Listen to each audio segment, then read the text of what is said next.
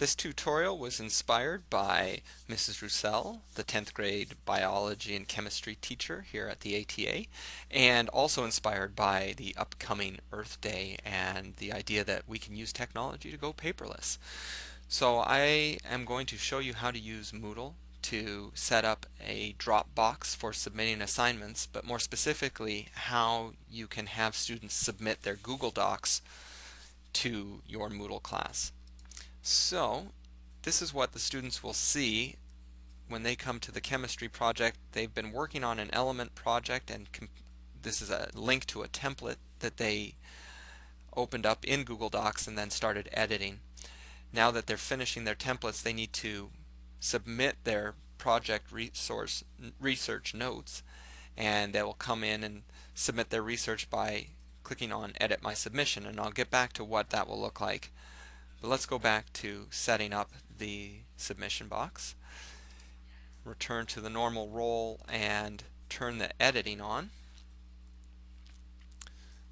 So to submit an assignment, we come down to the Add an Activity, and because this is not a Word document or a PowerPoint file that's stored on the computer itself, it's stored on the internet, we're going to do an assignment that's called an online text. And I'm just going to name this assignment Test. And you do have to put a description in for your submission or for your assignments. You can pick a grading scale. You can allow students to resubmit.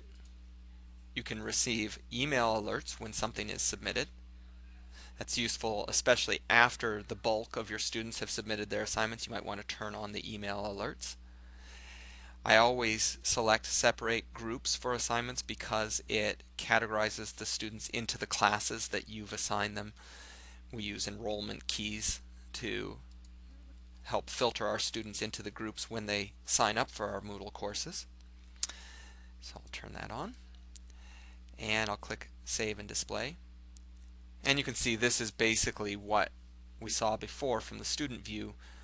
Click Edit My Submission, and now we can submit the Google Doc. So here is a Google Doc that we have open, and there are different ways to share Google Docs, which include inviting people, but I've found that this way we can track it in Moodle if we click on the Get Link to Share.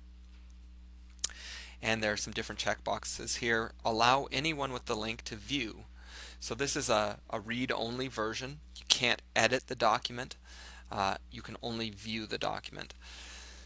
But if you do want to, if you want the students to submit it so that you can mark the document up and add highlights or notes, you would also have them select the Allow to Edit. Then if we highlight the URL, and this is what the students would be doing, and copy it, and then save and close that.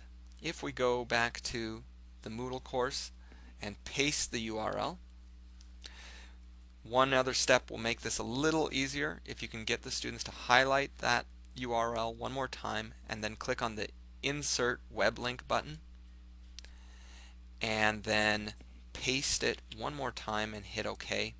That will make this a hyperlink that can be clicked on from your grading book in Moodle. We'll hit Save Changes, and now you can see that it's a hyperlink, and if I click on that link and open up in the other tab, it is now available for me to edit, but what I will have to do is sign in so that those edits can be saved and seen. Hopefully this video will help you get ready for Earth Day, going paperless and making use of the online resources both for your classroom management and the document creation that your students might be doing in Google Docs.